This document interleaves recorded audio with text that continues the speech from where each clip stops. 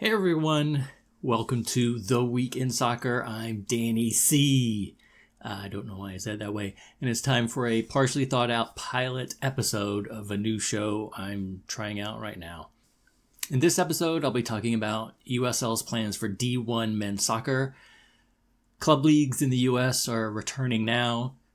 I watched a soccer match. The name of this, whatever it is, videocast, podcast may change. I just didn't take a bunch of time thinking about it.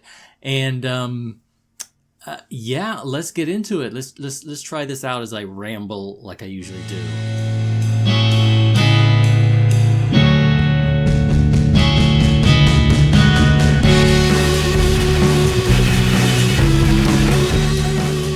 So first topic, it's USL's recent announcement. They're launching a D1 men's league in 2027-2028. It was something that seemed to be in the offing as they have been restructuring themselves in the pro level, even down to the amateur level with USL League 2 and the W League.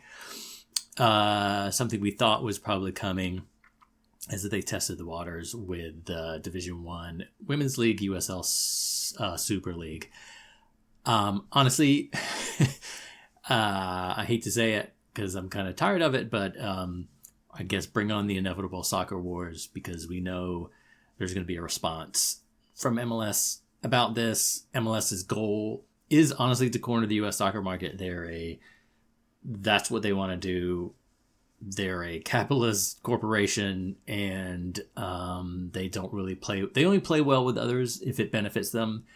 And we've started to see that with MLS and US Open Cup and that relationship. And I'm sure we'll start seeing a more frosty response from MLS. We talk about the soccer pyramids, and there's a lot of talk in soccer fandom here in the US, especially down on the folks who watch or cover the lower leagues, about trying to build out the US pyramid. Honestly, the U.S. pyramid is really just an hourglass, right? You have so much at the top, focused on the top with MLS and also NWSL in the real importance of the national teams to that discussion. And then you have a huge bottom tier of amateur soccer, club, and youth soccer. The middle is that kind of lower league professional lower leagues, and kind of robust semi-pro leagues. And that's the smallest part. I mean, we have USL, we used to have just one league. Now we have 2.5 maybe. But it's comparatively small compared to the top and compared to the bottom. And you see this with USL, and it makes sense for them to try to get a piece of that top part of the hourglass. It's a reflection of U.S. socioeconomics, right? A bigger, better. We value the more fancy, shiny organizations. We say we really like the lower, kind of like mom and pop shops, the small shops, the lower leagues. But honestly, American consumers, especially American sports consumers, we really just like the top leagues. If we don't have them here, like in soccer, everybody's got a favorite, UEFA league team. Whether they follow somebody here in the US, they always follow the Premier League or the Bundesliga or Serie A. It's almost inevitable. I think geography has something to do with it, because the U.S. is basically the size of Europe, right? And so each European country has their own league and kind of focuses that. For us, everything tries to move towards a huge national leagues, and the cost and the travel just make that so difficult once you get below the top tier. This idea of regional leagues, the feeling for most people is, well, that's semi-pro, or that's not professional. But if you look at other sports in the US, after you get past the top division, it's regionalized, right? Just because other countries do it it's National League, National League, National League as you go down kind of the tiers of pros, and then it hits regional.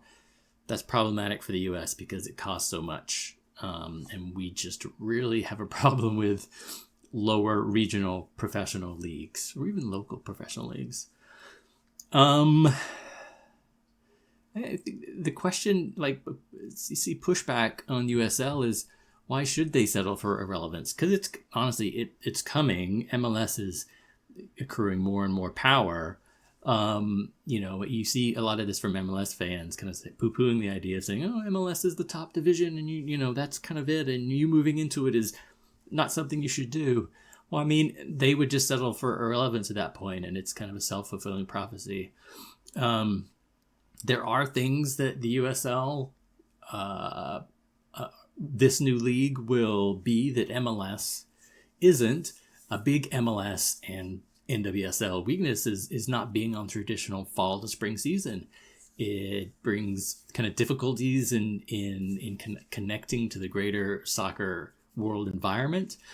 The new USL Division I League will do this, like the USL Super League does this. A reason that's been difficult, NISA tried it and moved away from it, is because the venues aren't really available. It's hard to book venues when you're lower down on the tier during that traditional fall to spring season, because that's football, American football season, and you're competing for the same venues, and it makes it hard to compete on just competing on a cost wise and competing with high schools and colleges who have built-in seasons there.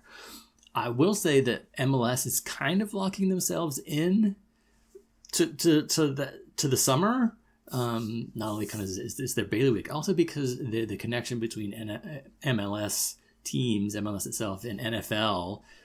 You see it with the World Cup coming. I think we're going to talk about that on the next show.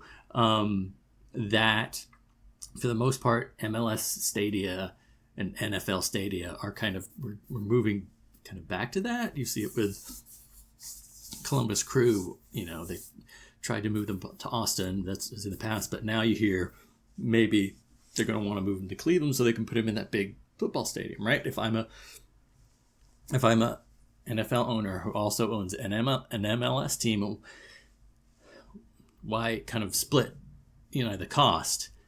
Instead of having two stadia, have one and have the MLS team play there. And what that brings into is, if MLS tries to move into the traditional season, not that they couldn't do it, not that it's a deal breaker, but their trajectory of locking into NFL stadia would basically mean they're locking their MLS teams out of first priority for that stadium. And so it's an important situation that USL can meet. I know we don't like the idea of having two top division teams in the U.S. because it just feels aesthetically unpleasing. But we could have two. Other than kind of that uncomfortable feeling it gives us.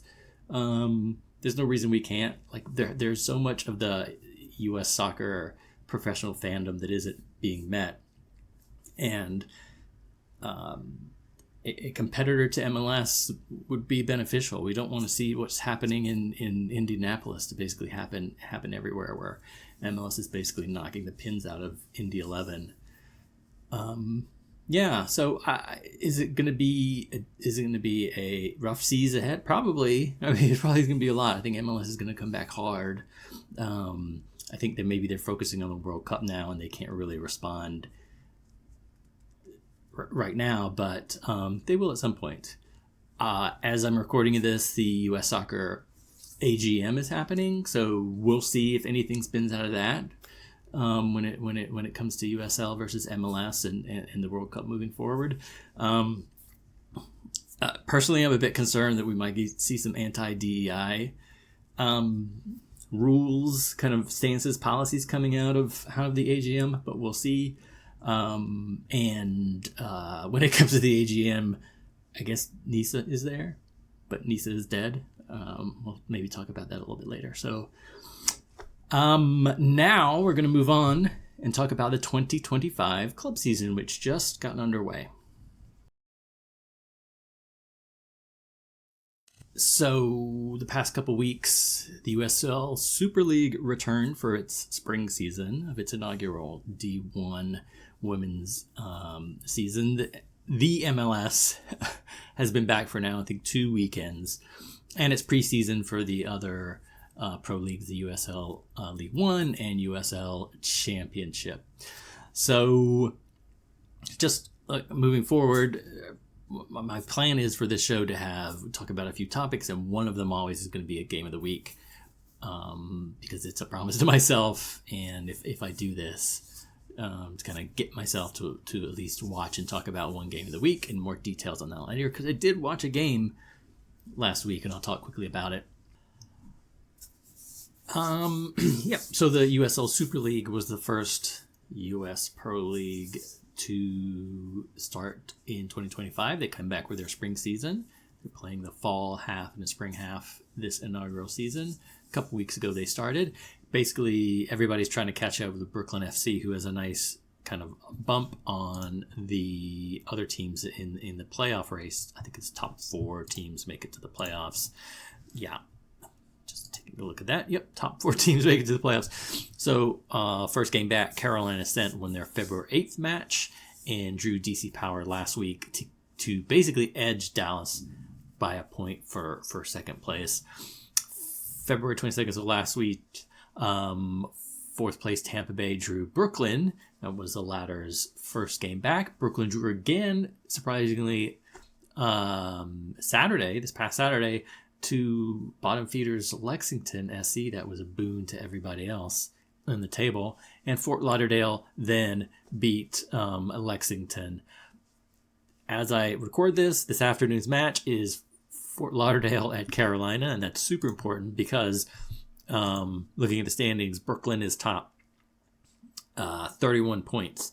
Carolina is second, 6 points back. Then you have Dallas and Fort Lauderdale at 24, just 1 point behind Carolina. So both Carolina and Fort Lauderdale really want to win this so they can try to start making up ground to Brooklyn. As Brooklyn is slowing down a little bit, but the other teams have to catch up. So let's move on to USL League One. They're in their preseason. The league begins its season next weekend, March 7th. I think the question is, can Union Omaha be knocked off their perch? They won the championship in 2024. They're probably arguably the best team overall in the young League One history, and they just continue to roll year to year. They're always up there with the top competitors. Bumped up to 14 teams with 5 expansion franchises coming on board as the league continues to grow.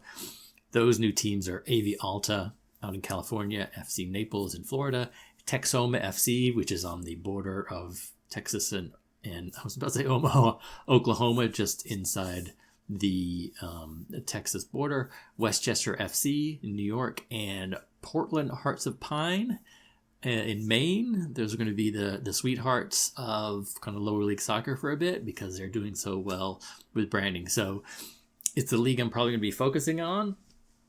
It's just covered that past couple seasons, not so much last season, but we'll talk about that. It's just a fun league, and hopefully as they grow, they won't lose some of that kind of fun and interest in parity. USL Championship is also in preseason. They start next week as well. Stable. The league is stable at 24 teams for their 3rd straight season, which is good to see. Lexington SC moves up from USL League One to replace basically Memphis 901, which went under during the offseason. Something really fun I'm looking forward to is the championship is going to join the Jaeger Cup this season. That was a great addition to the USL League One last season. A bit of a bloated group stage, but still fun nonetheless. It won't feel quite as bloated as all the USL Championship teams join, and I'll love to talk about as the season progresses. A bunch of groups, mixed groups, USL League One and Championship teams in each. We will have kind of group stage and then a knockout phase. So that's a real bonus, and it's a great move for USL. I'm glad the championship sides their ownerships decided to go ahead and join the season. They were kind of supposed to join last season, but a lot of the ownership groups were hesitant to do so. But I think it shows how well it went. We'll have a new champion, right? Because didn't Northern Colorado Hailstorm win last season, and they sadly went under due to financial issues with their ownership. But that's something to really look forward to. Quickly, other leagues. MLS regular season started a couple weeks ago. Next Pro begins next weekend as well, and the NWSL begins March 14th. Their season begins then. To be honest with you, as I do this, if I continue to do this, if it works out, I may touch on these international teams. I probably will a bit here or there, but honestly, it won't be my focus.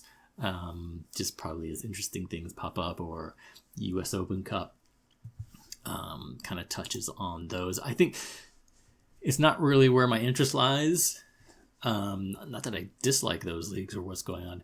It's just not really kind of what floats my boat, and so I'll be focusing on those things. And to be honest with you, so many other places kind of focus on those leagues and those issues. So it's not like we need another podcast on those.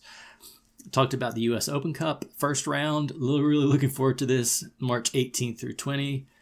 64 teams from local qualification, the amateur leagues, all the way up to 8 USL Championship teams play in the first 2 rounds, and then the next set of teams join in the third round. US Open Cup starting to find its legs a bit this year after what happened with MLS last season. It's not great that MLS teams, all of them aren't in it, that we're getting the ones that didn't win some type of title last year, but honestly, we'll take what we can get, and we'll just continue to make fun of MLS because whatever. And NISA is done.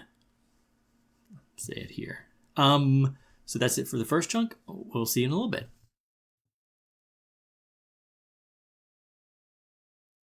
By the way, I don't know if you can see the way I'm sitting. I thought I was going to see it, but could you see my shirt? This is one of my favorite shirts. I'm going to wear it for the first podcast, videocast, whatever this is called. Love it. It's from supporters group in Omaha. One of my favorite fan bases in pro soccer right now. So topic 3 is a personal interest of mine. Basic is going to be what's up with Maryland Bobcats this week, and I want to cover my favorite team. So if you're not interested, deal with it. You could skip it. It'll probably be pretty short. So NISA is done. Bobcats this week. Just quickly want to cover the former Bobcats, where they are now. Bill Hamid, the great U.S. national team goalkeeper, played last season, the end of last season, recently signed with Miami FC. I'd have a feeling he's going to get some playing time with them. I don't know much about Miami FC other than they had a terrible season last year. So yeah, I bet there's a good chance he's going to get between the sticks. The really fun, great Nico Brown played. He was a forward in 2021 for the Bobcats. I think the first transfer. I know it was the first transfer of the Bobcats. It might have been the first transfer. No, it was my second transfer in NISA history. He went that first year to Greenville Triumph and for an undisclosed transfer fee. But it was good for the Bobcats. He has been he's currently signed by Lexington. I think he's on his second year that contract. He was sent by Lexington on loan to Forward Madison. That's going to be a great fit for both. Yeah, he's a really fun player to watch, and that's a fun place to play. So I think the Madison fans are really gonna enjoy that. Jake Dengler, center back. He also played in that 2021 season. Was the MVP for Bobcats 2021. Actually, yeah, I think he played a little bit before that too. He signed with FC Naples, the expansion team in League One, after 3 seasons with Tormenta. Just a lockdown center back. He's exactly what you need if you're building out of that back line. He's classic traditional locks it down at center back, central defender. He's also just a great team leader. He's just great to have in the locker room. And so, Baltimore guy. So I think he'll do well at Naples. Another 2021 Bobcat, Taylor Gray. He's a forward. He's out there on the left wing, kind of. Signed with Tormenta after 3 seasons with Chattanooga Football Club. He started with the Bobcats in NISA, went to Chattanooga NISA, and really began to blossom. Just a great young player. I think getting into a kind of his more mature phase of his career. He's really creative on the ball. He's really great presence to have on your roster. He's great for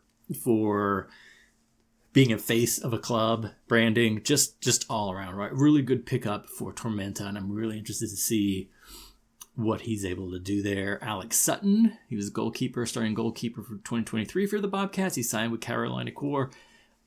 In 2024, he's still there with that MLS Next Pro for his 2nd season. And the great Darwin Espinal, the top goal scorer in NISA history, played with the Bobcats from 2022 to 2024. NISA Golden Boot last season, and he signed with Richmond Kickers in the offseason. A really great pickup for them. Going to be talking a lot about that because I'll be covering League One. Love Darwin Espinal. I know my good friend Dan Vaughn likes to make fun of how I constantly extol his virtues.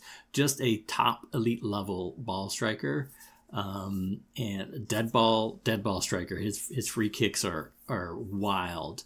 A great pickup for Richmond. Really great presence in the locker room and on the roster. A bit mercurial, but it's not in a difficult way. Honestly, send me any Bobcats related info you have. It's hard to keep track of everybody, especially if folks are moving on into, amateur club level, or they're playing in the U.S. Open Cup and I don't know about it. Please send it to me. I want to lift those folks up as I continue to support my team. All right, so we're going to move on and talk about, I guess me and kind of what I want to do with this and kind of how I got here. So give me just a second, get it ready.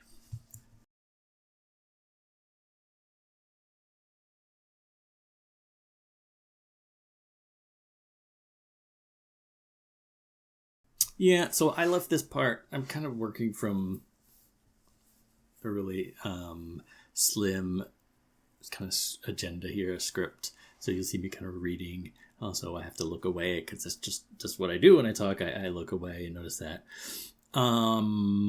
Why this new kind of format, and why me by myself, and why I'm not kind of on the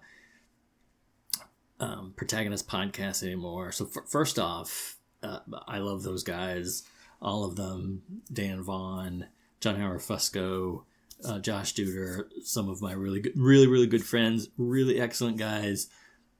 Honestly, no problem with them at all. There wasn't like some crazy break or anything like that. Those guys are awesome. And, I popped on. Josh asked me back on the 50th episode of One League Under the Sea. I was happy to do it, and it was fun. And that was nice of him to do. I really appreciate it. It's a great conversation with the head of Hearts of Pine in Portland. So it's honestly nothing to do with them. Basically what happened is I burnt out last year, and it was kind of coming. And it kind of started, there's a lot of different reasons. I think just to start off, I'll quickly talk about NISA, is that, I'm really, 2023, we were covering that at Nights Who Say NISA, and it became difficult. It became difficult to talk about the games themselves, right? And because there's so much other things going around with that organization, where it's hard to have. I'm a supporter of the Maryland Bobcats. I honestly did my best to be as unbiased as I could. I actually didn't kind of talk about them as much as I wanted to, and I think I did a pretty good job of that. I really kind of kept a lid on it.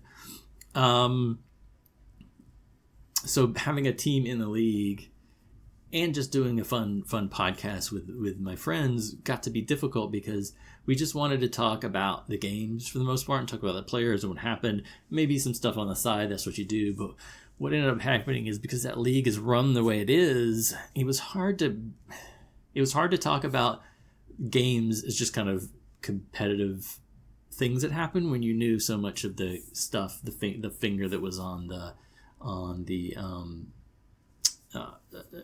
finger that was on the what is that phrase? The fingers on the scales? Yeah, the fingers on the scales that the NISA people, whatever, did. And so you'd have a game, for example, that didn't really mean anything between two of those fly-by-night clubs, and they would have a bunch of players, great players, really good players, but rosters kind of thrown together last minute, and then all of a sudden, when it was an important game where that team would be playing a team kind of actually trying to win the league, all of a sudden the players would pop up and they would be much better, and maybe they would get a draw out of it. And so that's just an example.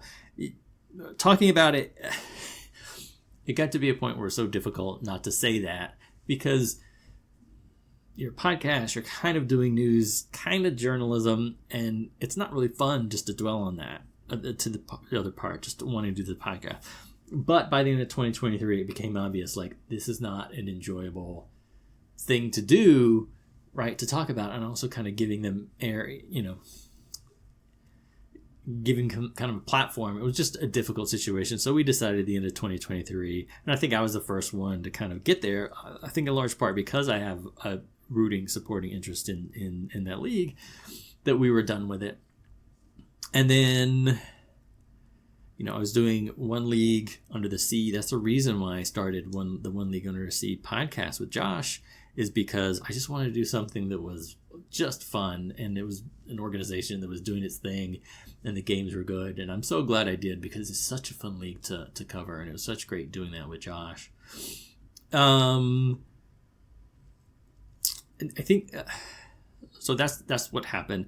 2024, we were doing the nights, kind of focusing on other stuff, trying to find our traction with that. I was doing One League with Josh, trying to write stuff here or there while I was doing my research. And I'll see. I was struggling because I was starting to burn out. It was difficult for me just to make myself do it, and it was nothing to do with them. I was just having burnout in a lot of different places in my life, including soccer, and it just wasn't as fun as it used to be. It was turning into a job, not their fault, but it was turning into a job for me that I wasn't getting paid for. That's the other thing. I really, I have a personal issue with the expectation that work isn't going to be paid work, even if people who have money are kind of using it, and they're deciding not to pay for it. And it's a problem with independent media, just media in general in the US. And when I was covering NISA, I really hated, I understand why some of those organizations couldn't pay a lot. They just didn't have the funds, but they were doing the best they can. But some organizations just weren't paying, or they're breaking contracts. And I really don't generally like this massive layer of U.S. soccer that's basically built on unpaid labor, and the players and the coaches do it for free and expend themselves, and then there's a small percentage of people actually making money off of it. And even people who are well-meaning, I really get tired of the phrase, that's just how things are, otherwise we won't have soccer. And I think to myself, it's not a God-given right to have soccer at a massive level, right? So all that was happening at the beginning of 2024. John Harfusco, Dan Vaughn, and I got to go see that amazing Henny Derby match in Richmond. Just an amazing experience all around. It was great. And then when I came back, I was back to the same headspace of like, ugh. And I think that was that felt fun, that felt good, that felt important. And then doing the podcast, I really got to a point where even when I was on them and I'm doing them, I love it. Like when I'm sitting there talking to Josh, when I'm sitting there talking to Dan and John, I love it. and hopefully you see it come out when I'm just being a goofball, super dumb, sarcastic goofball on it. Just really fun talking to friends. They're really good guys. But I didn't enjoy it thinking about doing it, like just because of the time difference.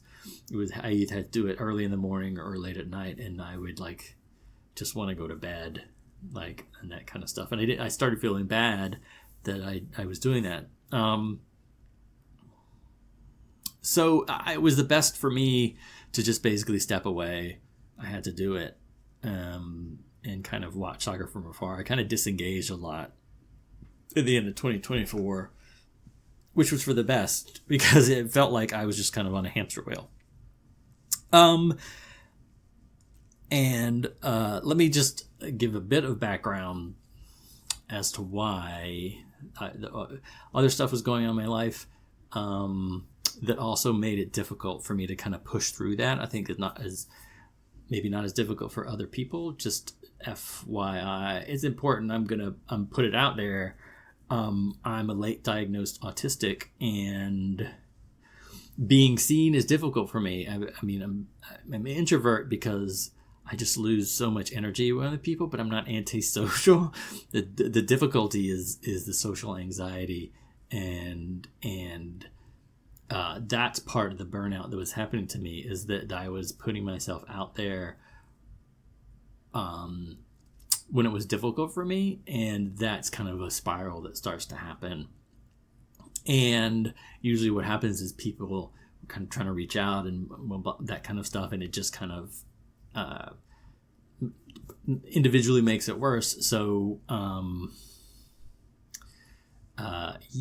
and so it's not something it's something when people learn, they kind of treat you differently and treat you, even if they know they're not doing it, they don't know they're doing it. It does kind of change the tenor of a relationship with people, and that's part of the masking thing that you do when you have it. You don't realize you have it.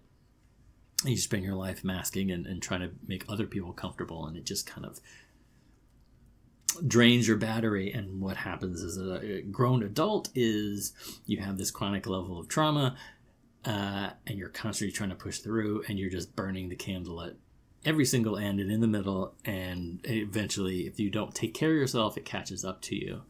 And I saw it happening, and so it had happened to me, but it's happened to be over my lifetime. But this time I was way more comfortable with it and myself, and I saw it coming, and it was happening, and that's why I stepped away, and I needed to do it, and that's why I kind of went dark.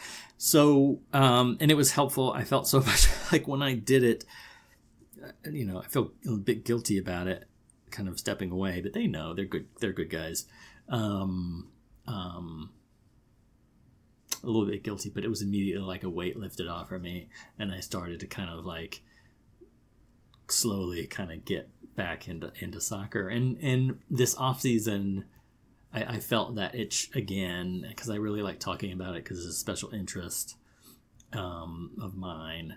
And I apologize if I'm looking away a lot. I just realize I do it, but that's when I'm thinking or when I'm talking, I have to kind of look away because it's how I process things. So I will look into the camera more. I just have to be a little bit more straightforward about it. And you see, I'm a little uncomfortable as I say that, so I will relax. But yeah, I wanted to get back into it, and I also wanted to get back into it in a way that worked for me, that I didn't feel like a bunch of pressure or structured, or it turned into something I didn't want to do. Because if that happens to me, then I can quickly like burn out on it and not do it. So I'm just trying to do something a little different by myself for a while. Maybe hop on other podcasts if I'm invited, if folks want me to come on. I want to do it on video because that feels better to me. I can play around with that a lot. For whatever reason, I didn't feel. I might stop and do an audio version of this. And that's why it's structured. That's why it's structured this way, is because it's stuff I'm interested in, kind of quirky stuff, stuff that just kind of pops up at the time, and I'm interested in, rather than kind of being super rigid, which again tends to burn me out. So that's pretty much it. I'm trying to do this, like I said, once a week, have a game of the week, and then talk about other kind of random stuff on here. Happy to have suggestions of what people would like to talk about. Yeah, that might be it. So one thing, I talked about this earlier. There's probably other stuff I talked about, but I'm going to remember after I'm done. I talked about NISA is done. I personally think they're done, whether or not they come back. But I just wanted to say, this is another part of kind of the taking care of myself, was to kind of step away from that toxic organization and not focus on it so much, even when they were doing crappy stuff, to kind of like make memes and stuff like that, which didn't necessarily make me feel better. There's this term in pro wrestling, I think it's called to bury somebody, right? And so the idea isn't what you kind of maybe first think is like bury somebody, really like beat them so badly at a match, right, that you like crush them and you just bury them. You really destroy them on the field. So it's not that type of bury. And it's not like to bury them to say like, to eulogize them, like, oh, they're done, we're going to bury them and have a funeral and talk how great they are. No, in pro wrestling, bury means like to basically like memory hole somebody or something or a character.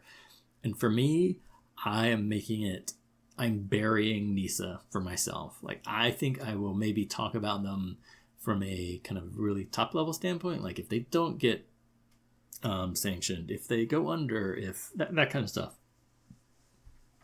Or player, I 100% want to talk about NISA players as they move on. I love it. I'm happy to see John Morrissey. By the way, John Morrissey did a great piece kind of ranking his teams, but in his way, where it's just so much information and you can kind of basically get up to speed with the season on USL Tactics about the 2025 season. I like that he gave a really nice shout out to how NISA has provided some talent. Like NISA, the organization, is a shit show, but there's a bunch of talented people, players, coaches, staff, toiling in NISA, and when they get a chance to show themselves on a higher stage, it's just kind of, you see what they're able to do. So shout out to that. Check that out. But no, I just don't want to harp on that organization anymore. I'm burying it partially. That's probably not fair, but yes, my kind of mantra from about a month or so ago was that I'm going to bury them. I'm going to memory hold them. It's not worth kind of making fun of them. It's all said and done. They are what they are. I feel sorry for the good people involved, internally, externally, and it's not just for me. They're not just irrelevant. They just aren't worth. It's not even worth for me talking about how irrelevant they are. So that's something. So if you want to see a bunch of NISA hot takes on here, I'm not interested anymore myself. Also, I'm not really interested in soccer wars to the most part. I know I said it earlier. I'm not on the soccer wars train. I'm waiting to see. I'm Switzerland. I'm waiting to see. Like, I just don't. It's for me. It's funny. It's funny. Yeah, but it's kind of like I'm kind of done with that. So yeah, I think that's it. We'll see how this goes. I'm a little bit nervous to watch this back because I have to edit it and put in a bunch of graphics and stuff. Because I'll probably put myself in a little box. But yeah, if you see this, thanks for listening. Thanks for watching. And we'll be back soon next week, hopefully, with another episode of The Week in Soccer.